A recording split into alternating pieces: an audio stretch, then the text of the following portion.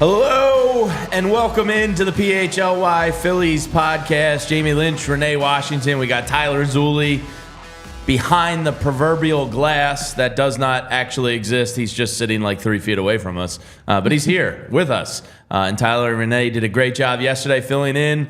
I took a day off to hang with the girls and kind of recharge the battery a little bit.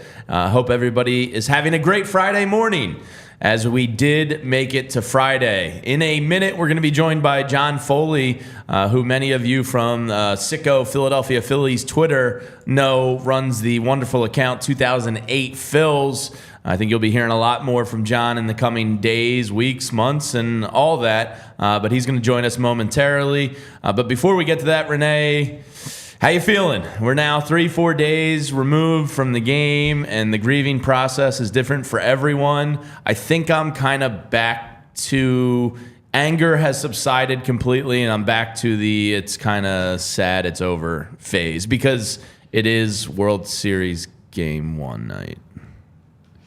Yeah.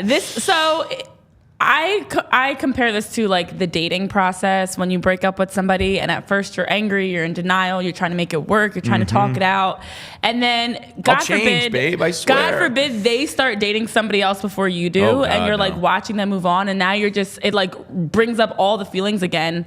That is today. You know, the World Series getting started today. This was supposed to be a show previewing the World Series, the Phillies in the World Series, and now it's that reminder of like seeing your ex move on to somebody else that like, it didn't work out. So, you know, I was good. I was feeling okay. And then today, I don't know. I think I'll be better after today of like, okay, it's over. Yeah. But, I am purposefully not tough. watching tonight because I'm not there yet. I'm going to a concert to check out of the sports world. I watched the Sixers last night. You know, we got the Eagles to get ready for on Sunday, but I cannot handle World Series Game 1. Game 2, I will check in and I will watch. But tonight, I need a me night, so I'm gonna take the day and not watch the World Series. But Greg MC, welcome into the chat. And yes, we are gonna dive into a lot of what Dave Dombrowski and Rob Thomson said yesterday. I actually found them to be both what I perceive to be very truthful, honest, blunt, and kind of gave you the perspective from inside that building. I like both those guys, and we'll get into a lot of what they said after we talk with John Foley. But let's bring him in. Welcome into the show, John Foley, who runs the Twitter account 2008 Phils, which is a very popular one on Phillies Twitter. John, we got to meet you at one of the playoff games. It was great to meet you. Welcome into the show. Why don't you tell people a little bit about, kind of how you took off on this Phillies Twitter landscape and how the 2008 Phils account started, because I thought it was a pretty fascinating story. Yeah, thanks, Renee. Thanks, Jamie, for having me on the show. I'm a huge fan. Wish we were here under better circumstances, but you know. So yeah, I guess the whole account got started circa 2015 when the Phils, you know, this year is depressing right now. They let us down. But when you think about the real dark days of 2015, 2016, where they weren't even competitive, you know, we've come a long way from there. But in those years, you know, the team really wasn't worth paying attention to. I was trying my best. The Phillies are always a huge part of my summer, but there was just nothing there. So I just started live tweeting the 2008 season. People seem to enjoy that, you know, and just sort of day by day, just gave a little bit of a alternative universe for people to live in, and try to help get us through those times. And you know, and we made it through. It's hard to talk about on a day like today, a week like today, you know, maybe a month or two, but And John, that's I've been hearing stories about that, and I think of your account and the dark days and how bad it was from 2012 to 2021, basically, and it was rough. And we had to hang our hats on Maikel Franco being the answer of this team, and that's kind of in the grieving process. I've come around to, okay, it's not that. We still have a very bright future. We have a very talented ball club. And it hurts so much because the Phillies matter again. So I'm like a quarter appreciative, 75% sad. But that's kind of where I'm at now on this Friday, a couple days removed. How are you doing in the Phillies grieving process?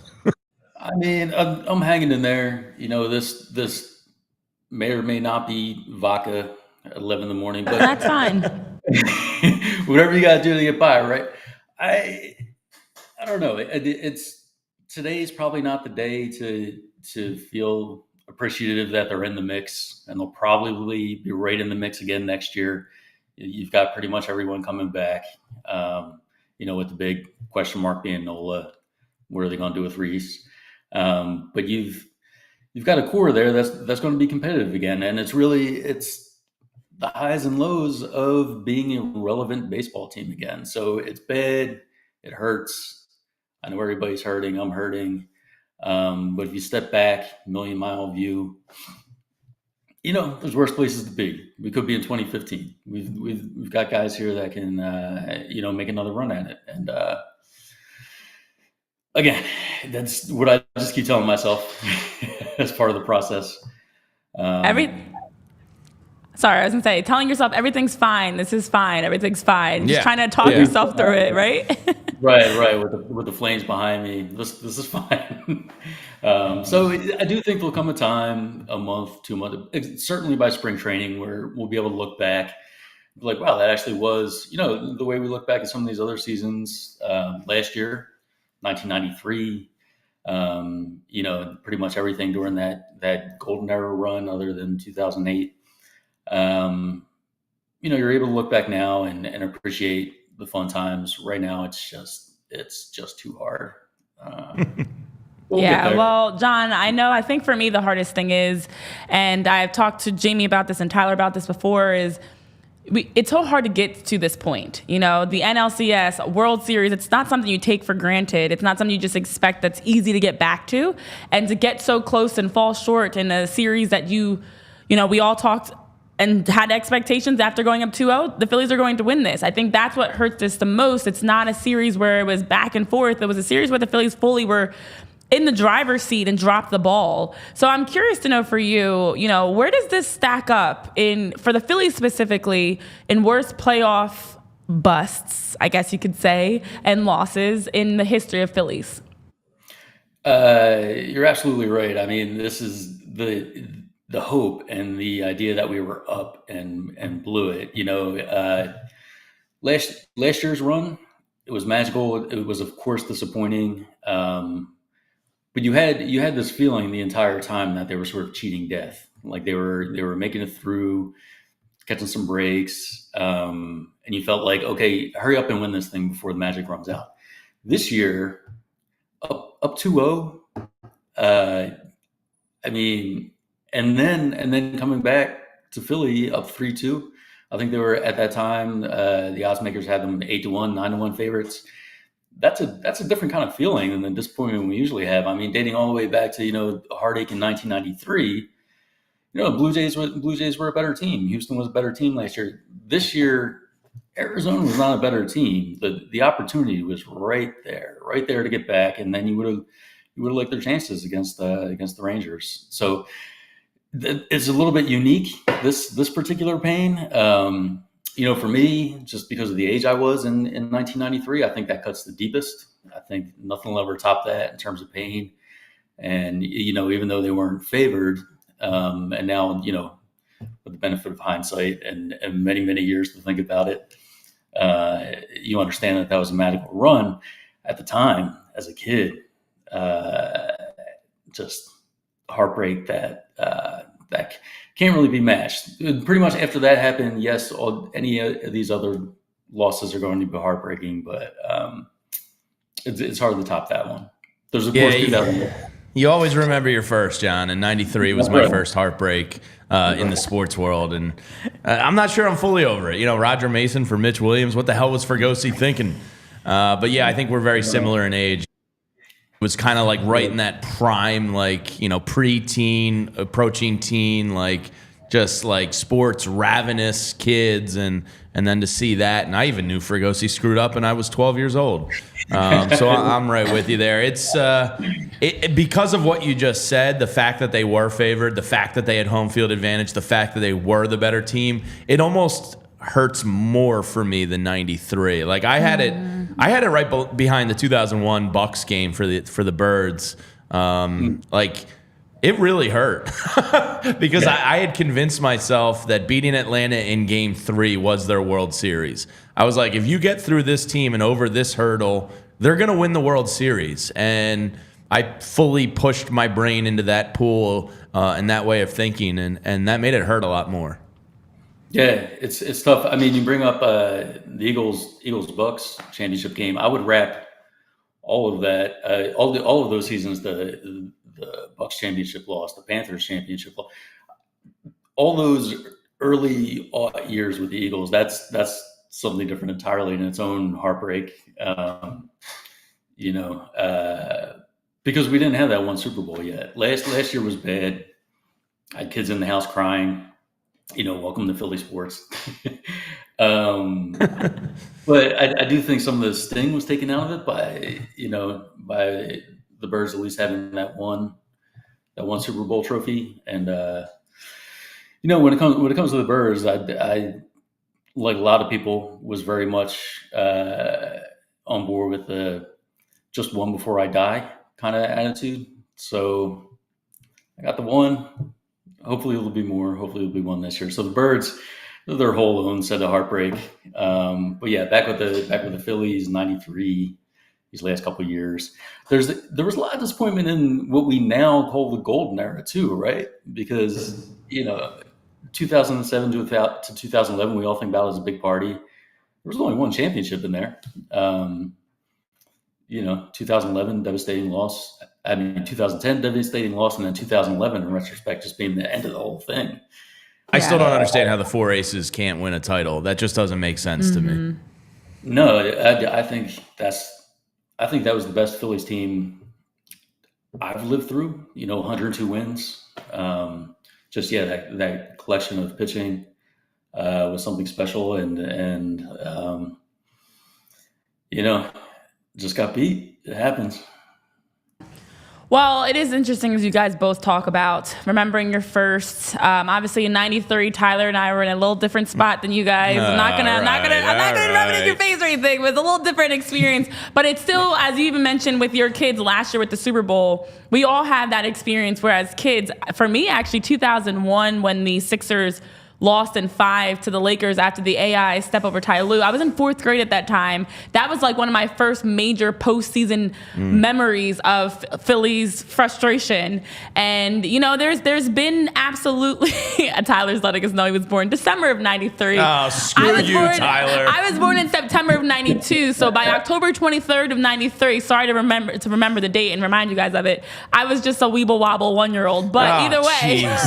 All right, we're not aging ourselves anymore. Either way, we all have that moment of that first sting and burn. And my dad was like, this has been 46 years for me.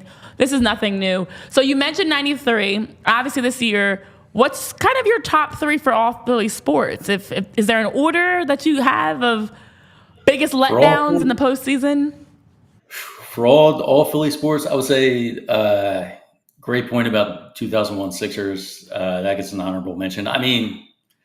They were going up against the Kobe Shaq Lakers. I understand now, but that whole run was just so incredible, and Iverson doing his thing. So that's an honorable mention. The whole, if I can group together all those McNabb Eagles era losses, I think that's something that really deserves an honorable mention too. But I think if I had to have a top 3, I do think this year's in the top 3. Just because they were up so big, you really felt like they had it. Everybody was hot at the right time. They were rolling, and just really had faith in a way that you don't have all the time. Like I said, even last year. So that's in the mix. Again, 2011 in retrospect, not just losing the series, but Howard falling to the ground. I mean, that's got to be in the top three. And then I just go back to 1993 where I did. Now I don't even want to say how old I was, but it was. but yeah, it was in prime years to feel that pain, and the first one hurts the deepest, like you said, Jamie. So it's hard to top those three. There's a lot of choices out there.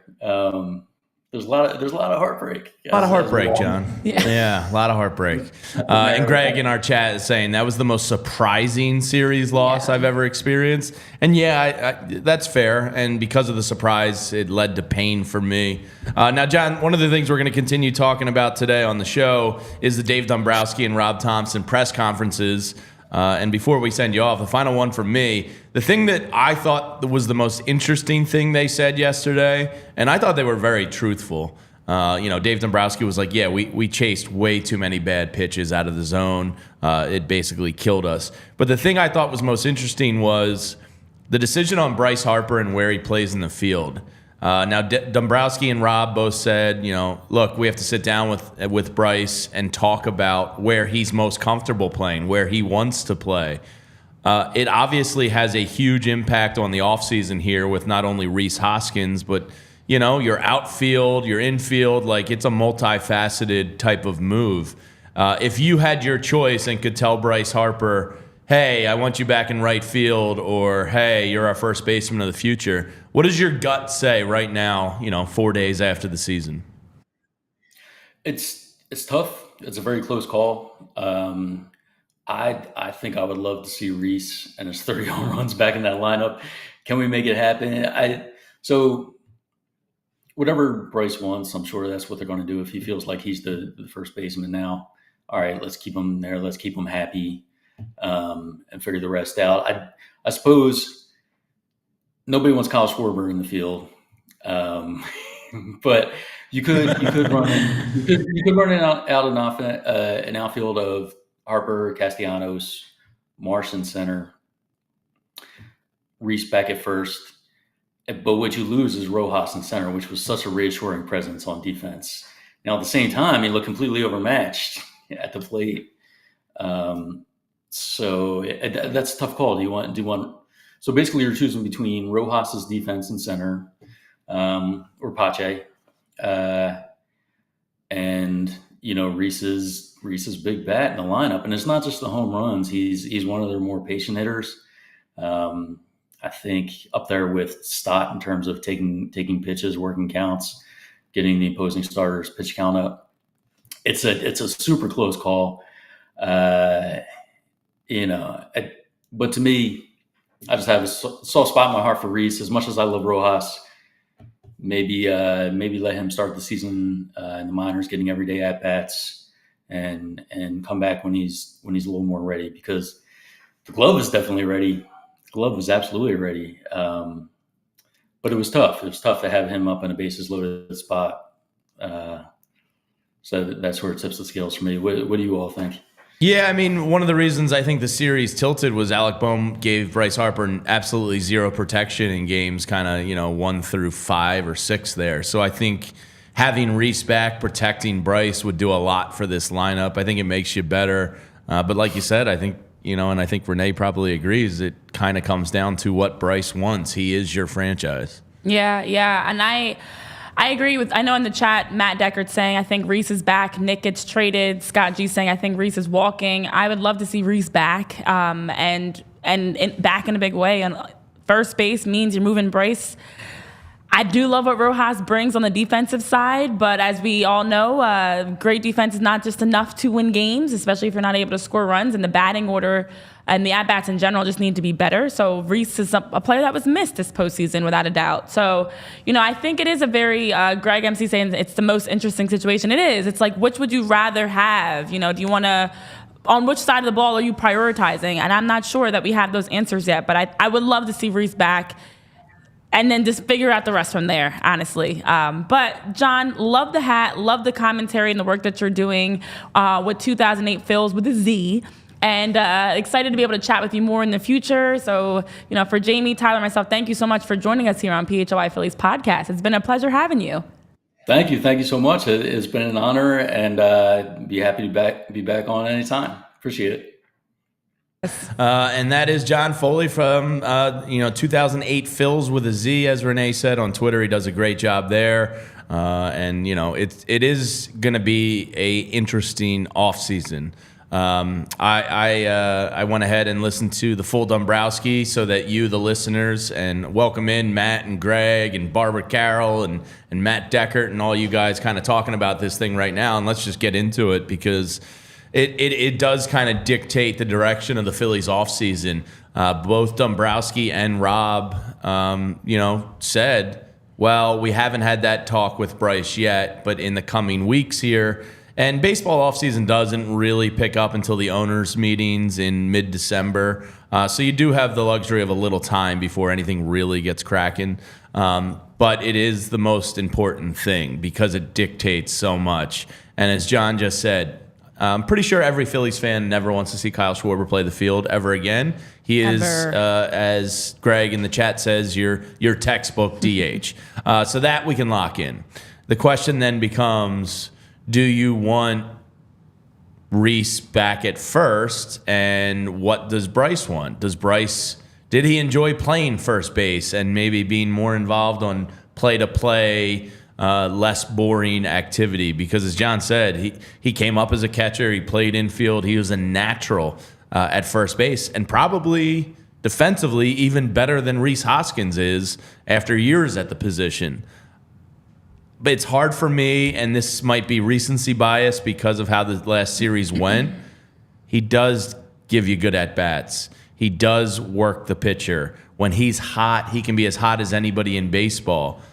He would give Bryce Harper that true four-hole hitter protection in the lineup.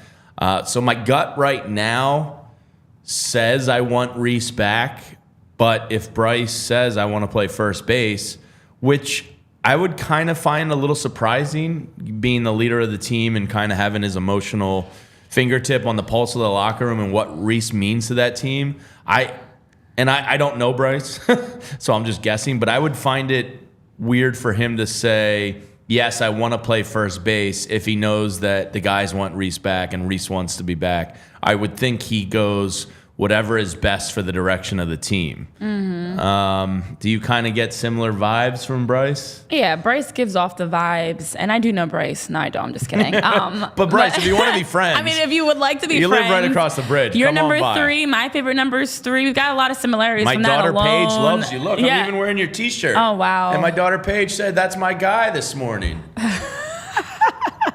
Come on, Bryce. Let's be friends. Come on, Bryce. Let's be friends. With me. I'm wearing your shirt. My daughter Paige said, "That's my guy." Oh, that's precious. I do love the fact that we're matching, by the way. I wanted to call that out. We've matched a couple times now. Completely accidental. Did not plan it, and we're literally wearing the exact same colors again. But I do feel the vibe that Bryce is a very team-first guy, and everything he's ever said or done shows me that. And so I imagine he'll say whatever's best for the team. But it does lead to a lot of questions. I know as we'll take a deeper look into free agents and options, because if it's a puzzle. Yeah. If you're not moving Bryce, what are you moving? Obviously, Nick is a player that people have talked about. Alex struggled. Rojas, we know, struggled at the plate. What pieces are you moving? Because offensively, this team does, in my opinion, need to figure out how to be better with getting hits. Does that mean you need to bring in 3 new guys and dish out 3? No, I'm not saying that's the case, but it is worth analyzing, okay, which minor changes, because this team is so close. Last year they were close. You bring in Trey, huge addition, until he wasn't. There's changes that need to be made. So I would imagine Bryce is saying what's best for the team. And I'd love to have Rhys out there. He's absolutely best for the team. I agree with you, Sean. And then you still have flexibility. No, Sean's asking, is he best for the team? There was no question mark. Yeah, but my bad. Said, that is the question. Is yes. Rhys really best for the team? That's the question. I have read it. All I read was Rhys really is best for the team. I don't know, but coming off of that series and watching Alec Boehm just get abused and them not throwing Bryce Harper anything in games 3 through 6, well, basically 7. Yeah. And the effect that had on Bryce, then feeling like he had to take over the game and start chasing. And I kind of just think it threw him out of rhythm. Bohm obviously came through in game 7, but one of the things I've thought about this week is how different is that series and the Diamondbacks pitch approach if you have a true protection behind Bryce where you're forced to throw to him. Sean, I think it's fair to question it. Yeah. I love him too. His defense is atrocious. Bryce is already better at first than he is. But if Reese isn't your 4-hole hitter protecting Bryce next year, who is? Because Alec Bohm to me isn't a cleanup hitter. JT Realmuto is like a perfect 5-hole hitter for me. Again, not really a 4-hole hitter. Even Nick, honestly. Nick's not really a 4-hole hitter. No, I'm saying he's a solid. Yeah. You don't want him high. Yeah, Bryson, JT, Nick, I feel like are in a good spot. And it feels like we are missing that number 4. But then when if it's Reese coming back in on the defensive side. I would tinker with the lineup. I'm not bringing this up because I beat a dead horse or feed a fed horse. Sorry, PETA. And Tyler hates it because Tyler thinks he's a leadoff hitter. So I'm not trying to bring that up again. I don't even know. But you do have that possibility of rearranging the order. To me, if you had Turner and Stott at the top of your lineup, and I know Stott's numbers aren't great, and Turner only got 14 games. That you do have, you don't have to be locked into the lineup that they trotted out this year. You can tinker and put Stott and Turner up, and maybe make Harper, Schwarber, 3 through 5 hitters. These are all things and conversations I'm sure they're going to be having down there because it affects the entire offseason. My thought process is having Reese back gives you flexibility that the Phillies did not have this postseason. We were scratching our head wondering, okay, Alec Bohm is struggling. What is the adjustment? So having Reese in the lineup gives you a chance that depending on what the matchup calls for, if you need to have more of an offensive batting order, it's Reese, and Rojas is out. Maybe if you need to switch things up, let's say Bohm's struggling. I don't know. You can tinker. You can move things around. I'm all for just having more depth in the sense that down the stretch when nobody could hit the ball, we could not figure out what to do. Who's the guy? How can we get hits? How can we be better at bats? So I would love to be able to have just on the off-season focus something, whether it's name changes or game changes in terms of tactics, something to allow the Phillies to be better at bats. And I think right now that Alec Bohm is cleanup, as we all agree, not good in the 4-hole. And you need to have options besides Bryce, Kyle, Trey's very finicky, Stott's very finicky, JT and Nick are all of. You need someone that's more consistent. So I don't know. I think it's a question that we will continue to talk through for sure because it's not an easy answer. That's why we don't have the jobs. I may have cracked Tyler. Tyler wrote up on our screen here, in a perfect world, and I agree with this, it's Stott, Turner, Harper, Schwarber. Yeah, I don't know what world you live in, but it's not perfect. So, in the MLB The Show world, yes, that's the bad. Yeah, because Bryce Stott can give you a great at bat to lead off a game and maybe see 8 to 10 pitches out of the starting pitcher, and he can get on base and he gives you great at bats. Yeah, I don't disagree, but this is not a perfect world. Well, I'm trying to make it a perfect world, Tyler. The way that this lineup operates at its peak, Schwarber's still your leadoff hitter. I don't disagree with you. In a vacuum, Bryson Stott's your leadoff hitter. Trey Turner hits 2, and you don't have to worry about this conversation. But when you have a manager that feels more comfortable with Schwarber, and you have a hitter in Schwarber who feels more comfortable being your leadoff hitter, I don't care. But it and I know it's results. Successful, and for 2 years now, it's always that. Well, Kyle's most comfortable there.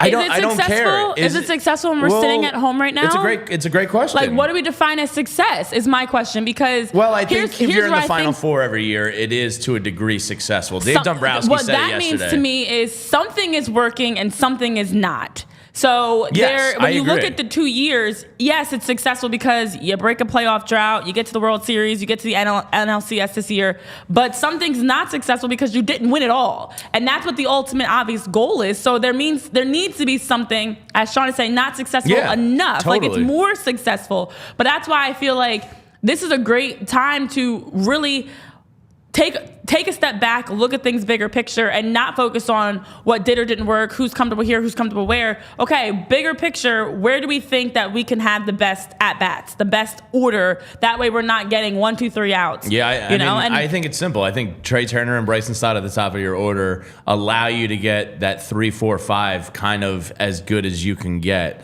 It is a really interesting discussion, and as Barbara Carroll says, he has a mental problem hitting anywhere but leadoff. But at leadoff, he still only hits 190. But he's also had the most home runs in the NL the last 2 years. And do you want to mess with that? And is it about what's best for Kyle or what's best for the team? Yeah, I mean, is he still going to hit 190 in the 4-hole? Like, I don't think his home runs are going to disappear. He's still going to... And let's not act like this postseason, him being on base in certain situations, his lack of speed on the base pass didn't affect the way Dusty Wathan and Rob Thomson managed. Trey looked like he was going to lap him at one point. Trey was literally on his heels, like, come on, buddy. Yeah, that is a part of the leadoff position in this new analytical world of baseball that kind of gets discredited. If Jimmy Rollins didn't have speed on the base pass in 2007 through 11, are they the same team? Probably not. Speed on the base pass is something huge. Look at Corbin Carroll and Ketel Marte in games 6 and 7. Anytime they got on base, they were pretty much stealing. Yeah. And in the playoffs, once you get a runner in scoring position, they only had one extra base hit in Game 7. It was 11 hits, only one of them extra base hits. That speed on the base pass allowed them to apply pressure to the Phillies pitchers, allowed them for their sphincters to get tight, as you love when I say that, Renee. I know you do. But I can't, as we reflect back and try to talk about going forward a little bit, I can't think that that's not a real thing that I'd like to see changed. And maybe it's just because they didn't win. I'm reverting back to my old ways that Schwarber's not a leadoff hitter, but here I am. Yeah, there are a couple factors. Obviously, the financial side, it is a business, sadly. So money is a big priority as well of who can you afford? What does that look like? I know, Locke, you're saying you think Nola should be the priority, but we might bet a luck there. He's going to get paid, just don't know if we can afford him. Yeah, they can Greg, afford you're saying I feel bad for the guys. They definitely cared a whole lot. I think a meditation coach is in order. I think to me, it's, yes, there's financially what makes sense, but I'd love to see how this team can have a little bit more flexibility. And that's depending on what the game calls for, to be able to match it, or to be able to have a tactical plan going in, whether it's on the defensive side or on the hitting side, that you can execute. And it just felt like things got stale. It felt like things got predictable, that everybody else was able to make those adjustments, looking at Arizona specifically, able to make adjustments. And the Phillies, when we were talking on the show and even hearing them talking, it's like, well, what do you realistically do? So there's got to be a change. And I do like what Rojas brings. And I think Rojas is a good option for what he brings in center field. But you do have to make sure, okay, there might be some games where it's not Rojas in the lineup to start, and it is somebody else. Yeah, but maybe having Pache or a true center field platoon. But Cave and Soto and these can't be the guys that are in the conversation for, maybe we'll put one of them in the starting line. It's got to be. We got to up the middle. I feel like it's what's missing. We know what Bryce is going to give. We know what Zach's going to bring on the mound and Ranger on the mound. We know what our top guys bring. It's that middle group that I feel like needs to be improved. Like Nick, JT, and Stott, up and down. Can we have somebody like a tier up? I feel like Reese brings that at bat. Another thing that's crossed my mind is if Reese does come back and Bryce goes back to right field, do you look to move Castellanos? I don't know exactly what he'd bring you in return, because there is still 2 years and $50 million attached to it. I like Nick. I like his attitude. I like Liam. I like the whole family. They seem great. They did an awesome thing with the T-shirt charity. I'm not saying this because I want to move on from them, but I do wonder if it's something you consider. And we'll get into more of what Dave Dombrowski said in a minute here. But I got to tell you what I'm doing tonight because I'm excited. I'm mentally checking out of the sports world. I sat through a Sixers game last night, but I am going to a concert tonight, and I am here to tell you for the first time, I proudly use the Game Time app, and I want you to too. Use code PHLY for $20 off your first purchase. Game Time is awesome. I had reserved tonight for the World Series Game 1, so I didn't buy tickets to one of my favorite shows, My Morning Jacket, just up the street. And when the Phillies went out of it and I got out of my funk, I said, I'm going to go to the Game Time app and get some tickets last minute because it's your best app for your favorite events and you're not going to be stressed out. It's a fast and easy way to buy tickets for all the sports, music, comedy, and theater near you. I love it. It's better than all the other ones. It's cheaper. It's faster. It's just as effective and more efficient. They have flash deals on last-minute tickets, easy to find and buy tickets for every kind of event in the area, image of the seat view, which is always helpful, especially when you're looking at music venues. It's the fastest-growing ticket app in the country for a reason. Get images of your seat before you buy so you know exactly what to expect when you arrive. Buy tickets in a matter of seconds. It was fast as hell. 2 taps and you're set. Tickets are sent directly to your phone so you never have to dig through your email. Snag the tickets without the stress with Game Time. Download the Game Time app, create an account, and use code PHLY for $20 off your first purchase. Terms apply. Again, create an account and redeem code PHLY for $20 off. Download the Game Time app today. Last minute tickets, lowest price guaranteed. Be like me and Tyler's mom and use Game Time app to go to your favorite concerts. You and Tyler. Talking about my mom? I am. That was like a weird. Yes. Be like me and Tyler's mom. Yes, because we're smart. We're using Game Time. We got $20 off. That basically takes care of your convenience fees for your first event. So hop in there, use that code. $20 off. Yeah. I'm excited tonight to not watch sports. Yeah, I know. It's you need that. You need to take a step back every once in a while and get a break. Because it's been a lot. It's definitely been a lot to digest and process. I know in the chat you guys are talking about some other decisions, possibly trading Nick. Sean, you're saying. You're right, Matt. Before the NLCS game, his 2-7 stock was high. Then he was an all-star. Yeah, he set records. He has hit records, and then he hit some other records for some frustration of going hitless in the last 6 games of the series. Rojas was essentially an out every time, without a doubt. Well, Definitely look, was killing too many innings. innings. With Rojas, the defense is this guy's going to be a 3 or 4 WAR player in baseball just from his defense alone. Yeah. He was overmatched in the playoffs, clearly. But he's also, extremely young, extremely wet behind the ears. I can't really roast him for his at-bats in the playoffs and the biggest stage because he's so young, because he's so new to this. So the hope with him is you just think, all right, how do we get him better? And you start working at that. But you might have a plethora of outfielders. Christian Pache, Dave Dombrowski said they like a lot. Do you make them a platoon? And if so, is Brandon Marsh your left fielder? These are all, the things you have to think about here as, the Aaron Nola and Rhys Hoskins decisions loom. Well, I also like the note about Dave Dombrowski talking about the approach of the plate not being what people think. And it's not about home runs, more about doubles, which he said if he had his choice, he would take a doubles hitting team over a home run hitting team. He was basically that narrative that all we do is swing for home runs isn't what we preach. And we talked about this on the show yesterday. We've talked about this on plenty of shows. I'm all for that too. I just think that everybody just says this is a home run team. This is a home run team. That home run or bust mentality needs to stop because there's more to baseball than just hitting home runs. It's I said this analogy yesterday, Jamie. I'm going to use it again, Tyler. Everybody says how difficult hitting is, how you can't, it was just a bad game, couldn't hit the ball. That happens over and over again because you're just swinging for home runs versus trying to just get on base. And to me, it's like continuing to run in traffic and say, well, the cars are just fast. Yeah. And I got hit because they're too fast. No, you can make an adjustment. You don't have to keep getting punched in the face. You don't have to keep getting the same type of results, same types of losses. So I love to hear that Dombrowski was talking about the approach is not just home runs. It's about getting doubles. It's about getting on base. It's about keeping the inning alive, essentially. So, yeah, that's something that needs to be reinforced. I know you guys are talking about the pitching. We will get into that as well. But on the hitting side, offensively, there needs to be something better than just, we couldn't hit the ball today, so we lost. We couldn't hit the ball today, so we lost again and again and again.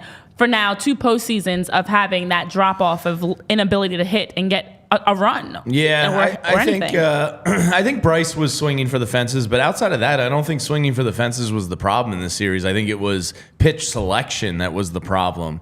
Trey and Bohm and Castellanos and Turner, late in the series, were swinging at garbage. And kudos to the Diamondbacks. They made an adjustment to start throwing them garbage because they clearly got the sense that the Phillies were chasing and maybe a little in their own head. So, I think the plate approach has to be better, and I don't know how you do that. Now, the Phillies made a move yesterday. Dombrowski talked about it. I find this hard to believe. They moved on from bullpen coach Dave Lundquist and assistant hitting coach Jason Camilli. He mentioned, we've already made a move in terms of the direction of both. And somebody in the chat said, I don't think it was the bats. I think it was the bullpen. We'll get into that in a second, too. Don't really disagree because I think going to Craig Kimbrell in games 3 and 4 pretty much decided the series. Definitely. I guess somebody had to be the scapegoat. I don't really see how an assistant hitting coach is going to fix approaches at the plate. I guess maybe they're just offering some blood up to us as a sign that they know things need to change. But I really don't think that means a whole lot. An assistant hitting coach? Okay, I guess. Assistant hitting coach. Yeah, bullpen coach. Okay, I think what got me the most was the statement of when it was released, the rest of the major league coaching staff will return for the 2024 Major League Baseball season. So I think what I have an issue with is this, and I know it's because of the Phillies' past. Don't get me wrong. The way the team was managed prior to Rob Thomson was very all over the place. Players didn't know, guys didn't know where they were going to be in the batting order or anything like that. It was a lot of instability. But I feel like it's gone too far the other way of we're gonna do all we can to pacify things, and we don't want to upset anybody. We don't want to change Bohm out of the 4-hole because we don't want to upset anybody. But we don't want you guys thinking that your jobs could possibly be lost. So we're gonna make the statement that the rest of the staff is coming back for 2024. It's part of sports. Is that pressure, knowing that you might lose your role. You've got to compete. You've got to perform, or else your job, whether you're a coach or you're a player, might be up. So to have these overly sensitive statements of, everybody will be back next year. It's October 26th that you're making this statement. Who knows what could change in the next months? To make a statement like this, to me, seems like you are just so busy trying to stroke everybody's egos, make sure everybody's feeling okay, make sure nobody's feeling scared or nervous about their job, that you're going to come out and make a statement like this. Whereas if you had just left it as, these are the decisions we've made, we're going to continue to evaluate this offseason about what's best for the club moving forward. Totally get it. That to me makes sense. But I just feel like Rob and all the way through, Dombrowski gives me the vibes as well, trying so hard to make sure we don't want anybody feeling nervous. We don't want anybody feeling scared. We don't want to upset anybody's feelings. And that's not sports. That's not the corporate world we live in. At any moment, somebody could come in and say, your job is gone. That's the world that we live in. So day after day after day, you absolutely have to perform. You have to make sure you're always doing your best. And I'm not saying these guys don't know they have to do their best, but it just to me feels like you're trying too hard to walk on eggshells almost. If Alec Bohm's struggling, let's talk about actually moving him out of the 4-hole. Even if you don't do it, talk about, we're going to reevaluate, we're going to take a look at things and see what's best.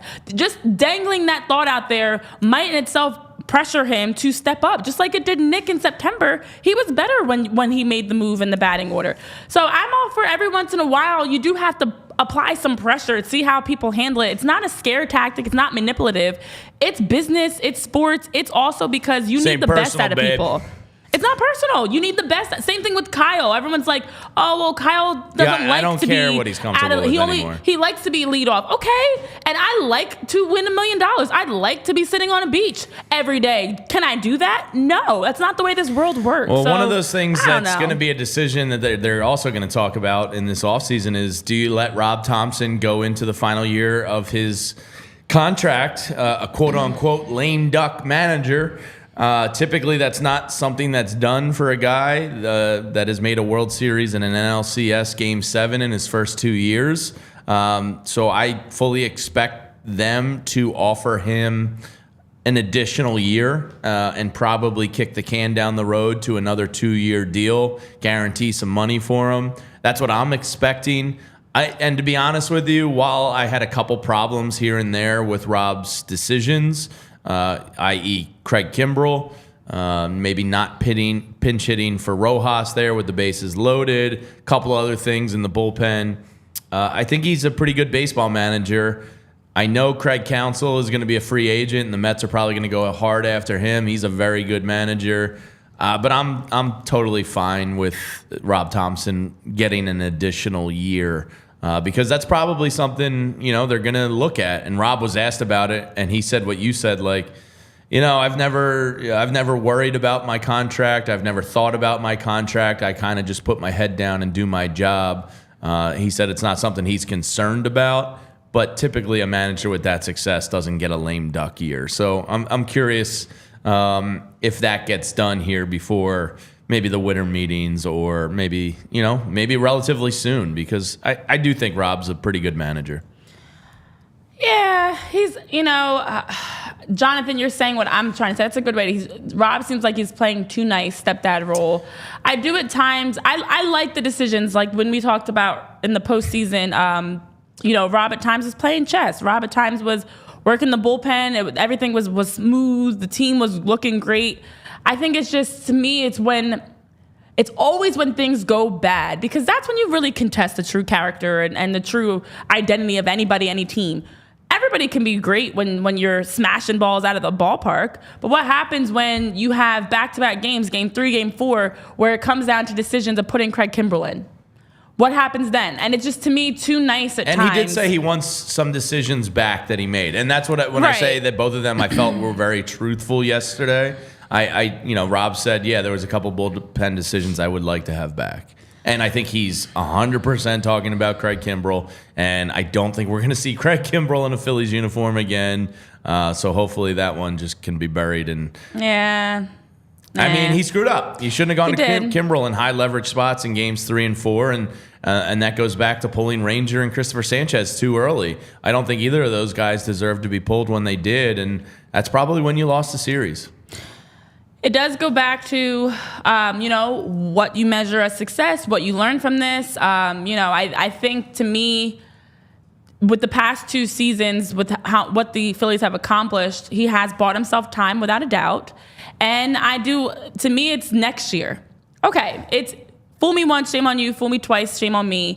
Now, the second time, you take accountability. He's already admitted some things. I still don't love everything he's said so far, but it's fine. He's Rob. I'm not going to agree with everything. That's fine.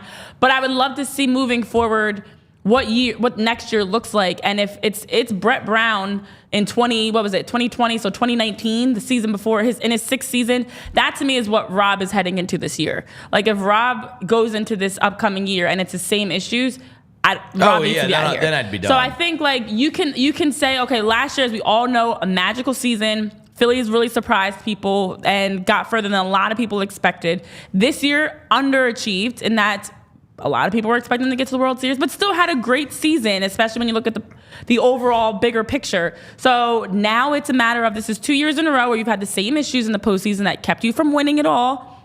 Can you make that adjustment? If not, a bigger adjustment needs to be made around Topper, because he is very nice. And nice only gets you...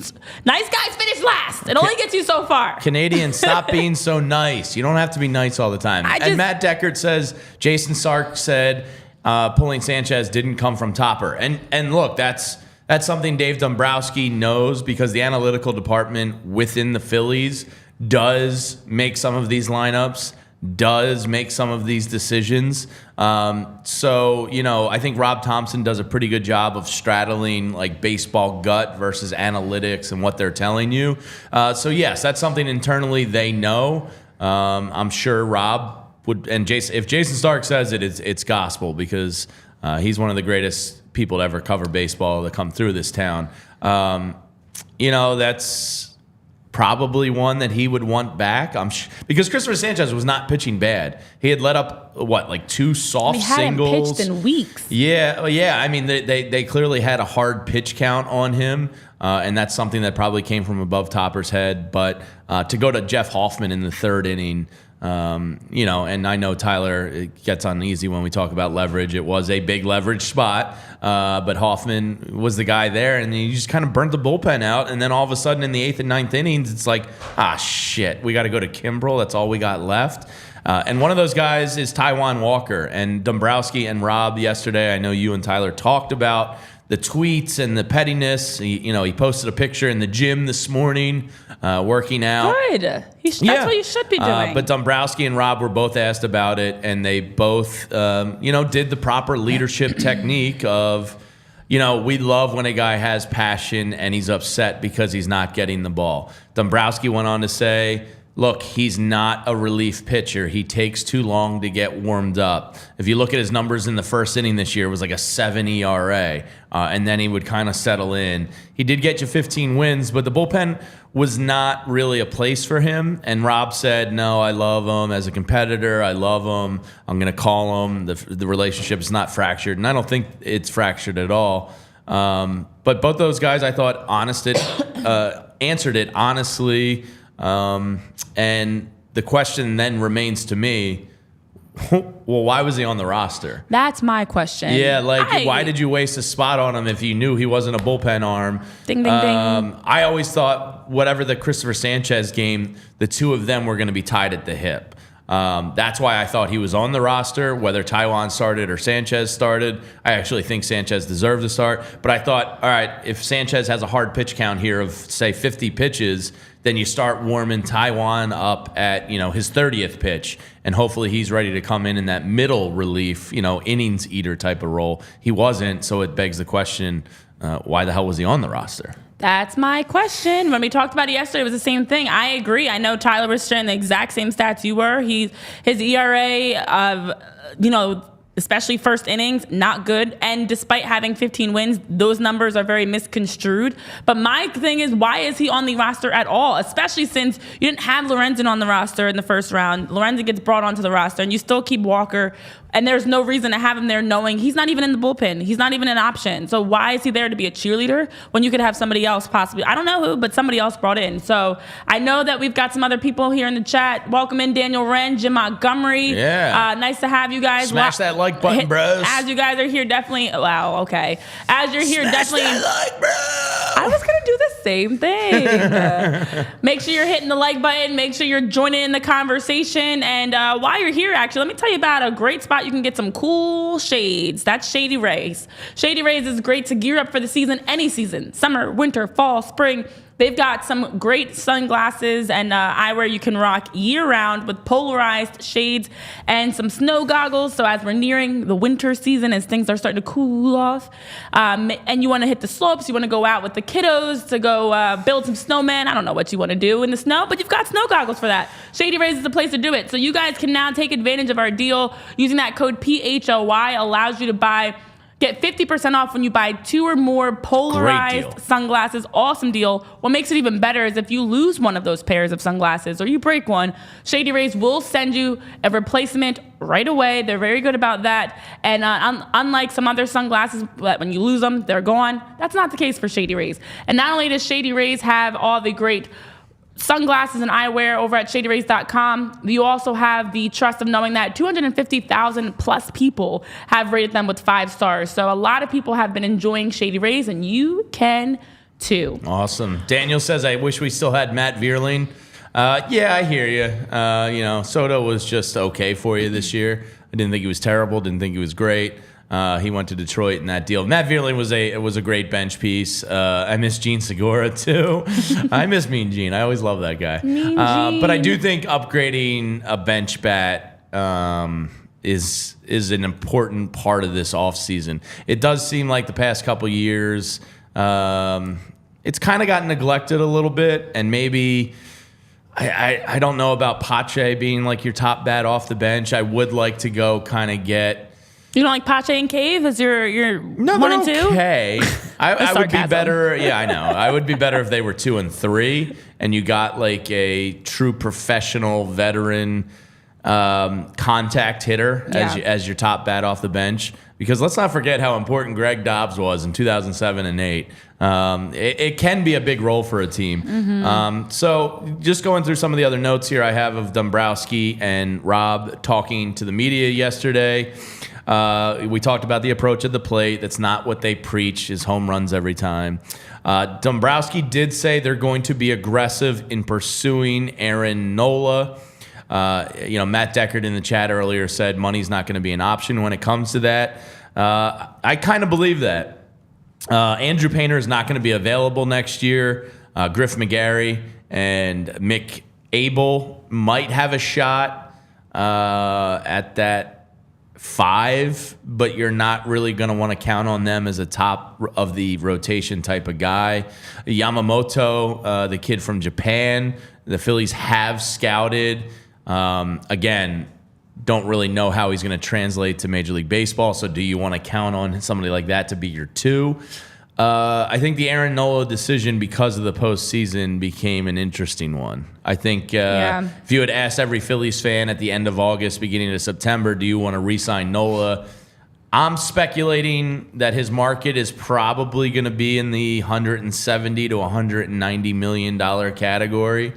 Somewhere in there. He reportedly turned down 180, I believe, from the Phillies last year, thinking he could improve upon that. I don't think he really improved upon that, but he did keep himself in that category.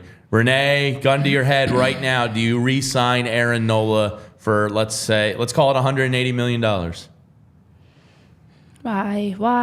These are the decisions that have to be made. I'm doing it. It's not my money. I'm surprised Spend to hear. away, John Milton. I am surprised to hear about Painter, actually. But there's no reason to rush him. With the Tommy John, he's not even going to be ready to start. He'll probably start a throwing program in maybe late spring training. It's sad to see. It does suck, yeah. But better now than later. Yeah, exactly. Because it was going to happen. Aaron Nola, I don't know, because okay, there's a lot of factors here besides money. I think he loves it here, honestly. And if not Nola, who? That's a great question. And that's where I'm concerned of, like, do I want to spend big money? Do you bring Nola? Do you move Nola, and who do you bring in that's going to be your number 2 guy? Blake Snell and Aaron Nola are the top 2. The free agent pitching class is kind of direct this year. It's Blake Nola and Aaron Nola, and this is something we'll get more into over the weeks because I love MLB Hot Stove and talk and what lineups can be and what rotations can be. It's not really good. Marcus Stroman, Clayton Kershaw, Ryu, Charlie Morton, Lance Lynn, Adam Wainwright. Like, all right, Liam Hendricks or Kyle Hendricks. Throw us in there. I'm good. So Aaron Nola is going to be at the top of the market. It's not my money. I would re-sign him right now just because I think it keeps you stable. And Zach Wheeler Tyler, is he entering his final year or does he have 2 left?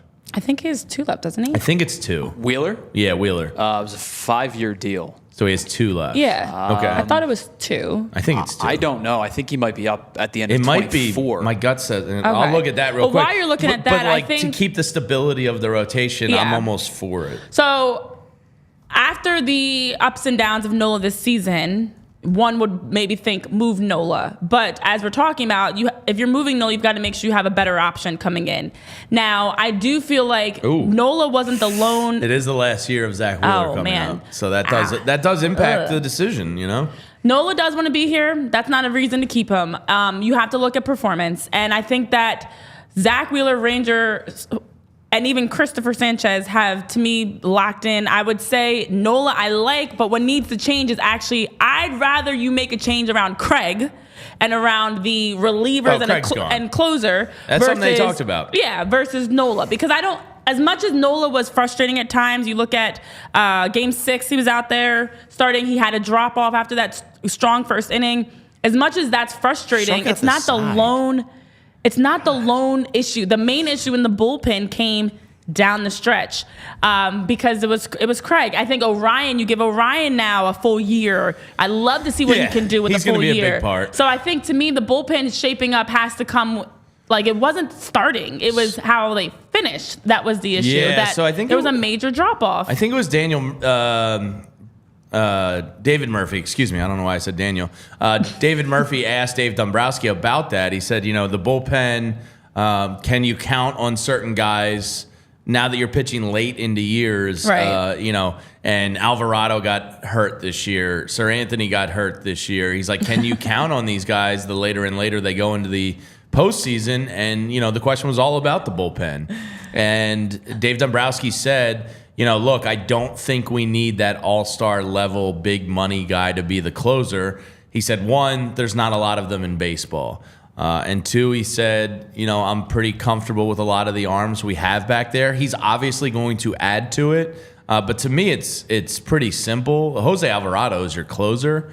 And then, maybe go get some good German blood cycling for Sir Anthony, maybe some HGH, whatever he needs. I do like Sir Anthony still. And then you talk about Orion. He's going to be added to the mix. And Jeff Hoffman, I think, deserves, a little bit of money. I'm totally cool with giving him some coin. So I don't think the bullpen situation is dire. I think Kimbrel needs to hit the bricks. And then you probably look at, that one other veteran, decent money guy, probably in that $7 to $10 million range.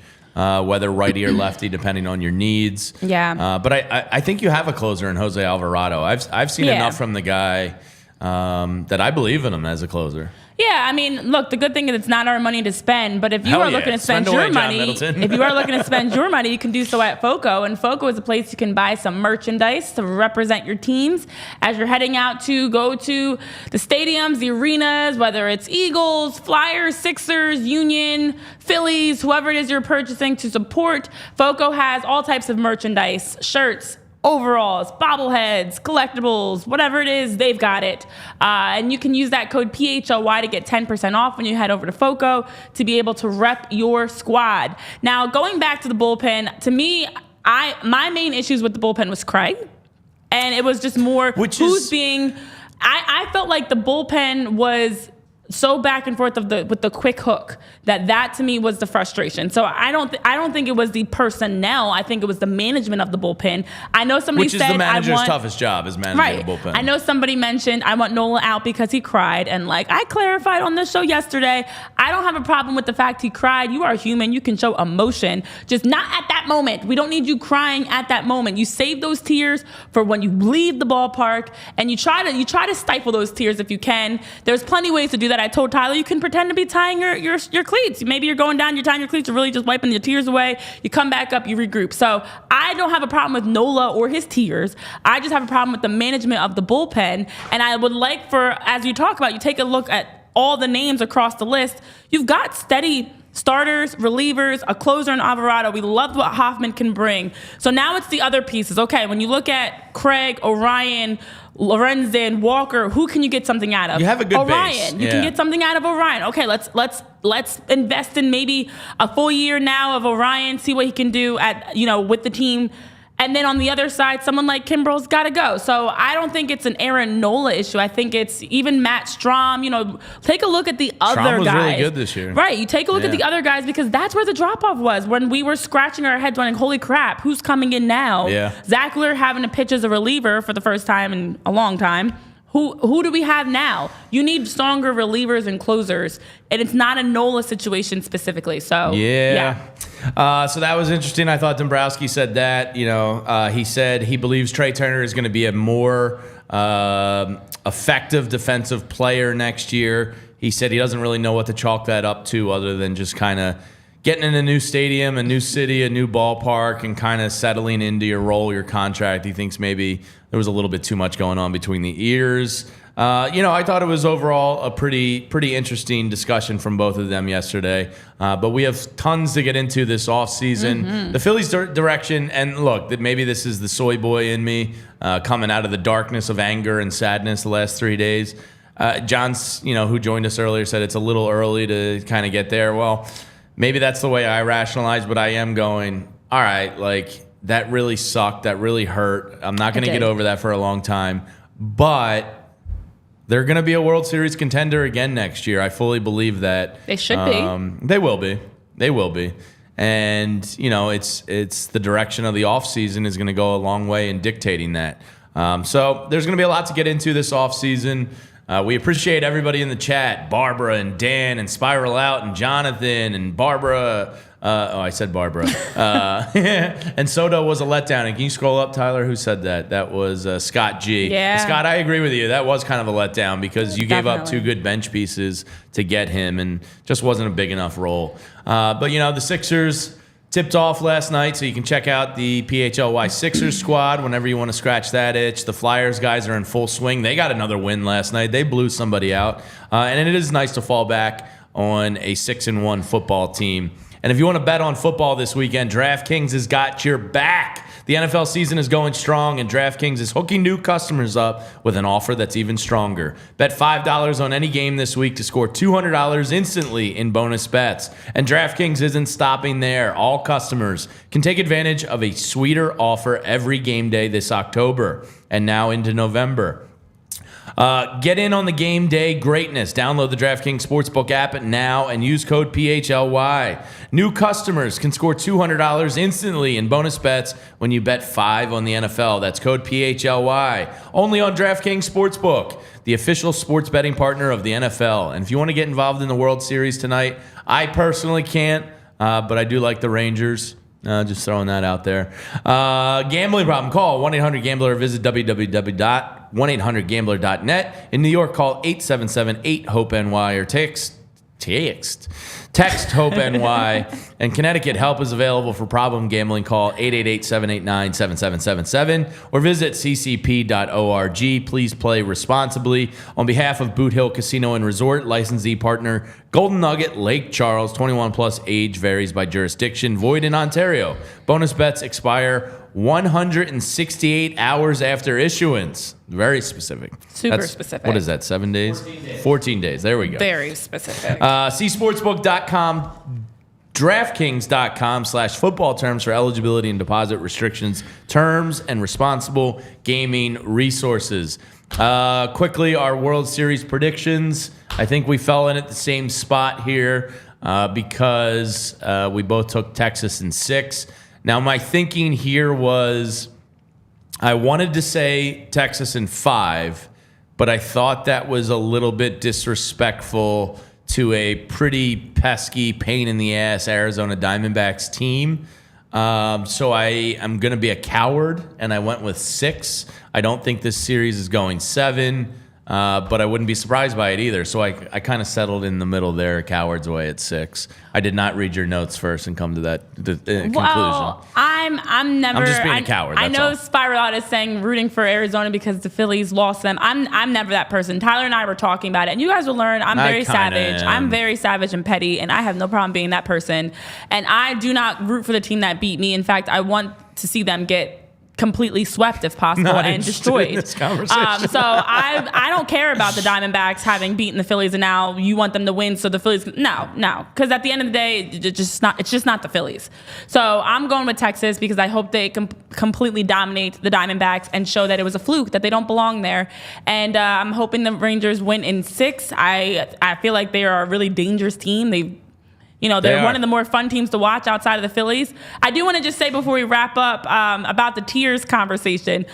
Why am I the only one that is against the tiers?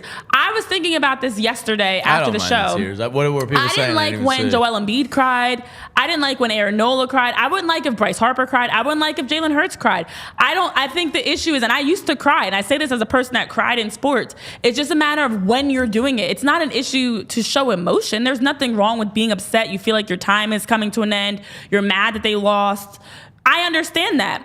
Be emotional, but it's just where there's a time and place for everything, and there's a way to do it. And I just don't like the fact that we have you on camera crying because you're giving more ammunition to your opponent. So I'm not against emotion or crying, for the record. Sounds like you are. I'm a very emotional person. I have no problem admitting I cry a lot, especially when I've been, watching some nice cheesy movies or something. Are you a Hallmark? I am. Yeah, I have even I brought out my Hallmark. I have a Hallmark sweatshirt, like a pajama set that I wear when I watch my Hallmark movies. I brought that out yesterday because it's time. And what do you make for yourself when you're watching Hallmark?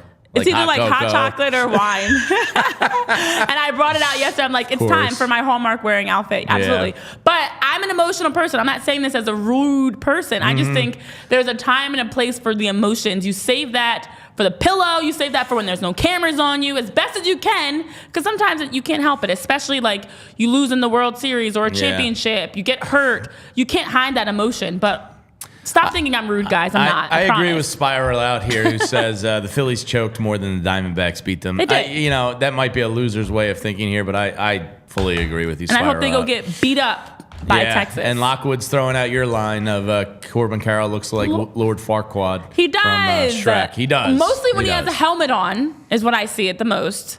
But he does look like Lord Farquaad from Shrek. If anybody's ever seen that, do a quick Google. But yeah, we'll talk about this a lot more. Tears, Lord Farquaad, screw the World Series, and all types of things. But I'm not watching the World Series tonight. I'm gonna find myself a nice Hallmark movie and absolutely be in my pajamas watching. So yes, I love that you love it too, Barbara. Yeah. Shout out to them if they want somebody to talk about them and sponsor them. Who's the big Hallmark star these days? Isn't it DJ Tanner?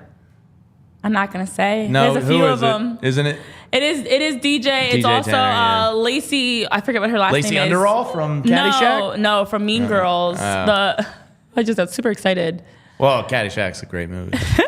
Yeah. Wait, yeah. who from? Oh, I saw Mean Girls once. It's actually pretty funny. Her last name is Lacey Chereau. Oh, is she the girl from Party of Five? I believe. Oh God, am I aging myself with Party of Five? Do you? Possibly. Jeez. Oh man. Chabert. Lacey Chabert. Let me see the picture. Her. Do you recognize her? Yeah, she's the Party of Five girl. She was like the young daughter in Party of Five. And now I'm gonna stop aging. Wait, myself. how do I know that movie? No, it was a TV show. Oh shit. Okay. I guess you were too young. Yeah. Thank you, it is Lacey Chabert. It was like the post 90210 Beverly Hills, family teen drama or whatever. Yeah, Matthew Fox was the big brother. And I don't know that show, clearly, because I thought it was a movie. Yet? Can we go home? Yeah. Never seen Lord Farquaad in the same room as Corbin Carroll. Never seen Lacey Chabert in the same room as... There's a couple... She's got a look-alike, too. But, that's all we got. Yeah, thanks, everybody, for tuning in. We'll get through it together. I'm starting to get a little excited about the offseason and the capability of improving this team because there is a great base there, and the Phillies will be all right, and they will be competing for a World Series again next year. We just got to get out of the sadness first. Before we wrap up, though, although we've come oh my God. to the end of Did you know this was happening? Though I can't let go. I saw you tweet out the lyrics. It's emotional. It's very emotional. You belong in the World Series. We belong in the World Series. Oh, I was told I can't sing well because if I sound too... before we get taken off the air. I was told I can't sing too well because if I sound too much like Boyz II Men, YouTube will flag us. So I purposely had to sound bad, guys. Oh, okay. Don't worry, I really can sing. But I have to always sound bad when I sing so they don't flag us. That's all. All right. But yeah, that's all I got. That's how I wanted to wrap up the show with some tunes to remind you it's the end of the road. Well, I'm going to go listen to some good tunes tonight. It gets better from here, guys. We do have postseason shows. I know people were asking what shows to watch in the off season. You can watch us. Yeah, we're gonna have fun. We're gonna just bring you a lot of everything. You in want the me to off-season. age myself again? I remember buying a Boyz II Men cassette tape. I had cassettes. Oh, you okay? I did. You didn't miss cassettes. I had cassettes, and I had a Walkman. Did you record? Oh, of course. Did you record off the radio on the cassettes? You were probably too young. No. Yeah. I used to make No. mixtapes, and you'd have to listen to the radio and be like, "Oh, I like this song. Hit record." You like the original mixtapes? Yeah, no, I didn't actually. Lockwood, you heard? Oh, if you missed it, don't worry, Lockwood. I'll sing again. No, that's all right. For Renee Washington, for Tyler Zulli. That's all right. Thanks for tuning in to the PHLY Phillies podcast. We will be back on Monday, I believe 12:30, right? Yes. 12:30 on Monday. We will be back. You can catch me this weekend on the Eagles pre and post game with Bo Wolf and Zach Berman. Eagles are going to destroy the Commanders down in D.C. And the Sixers looked all right last night, and the Flyers are hot. And the Union are going to win on Saturday as well. Philadelphia. We got a playoff game down in Chester at Subaru Park. So make sure you're checking out Renee and JP and all the great guys working on the Union show. We got a lot happening here, and it's not going to stop just because we're hitting the postseason. Thanks to everybody for tuning in today. Have a great weekend. Go outside, touch some grass. Screw this World Series. This is the PHLY Phillies podcast. We all silly like the mayor.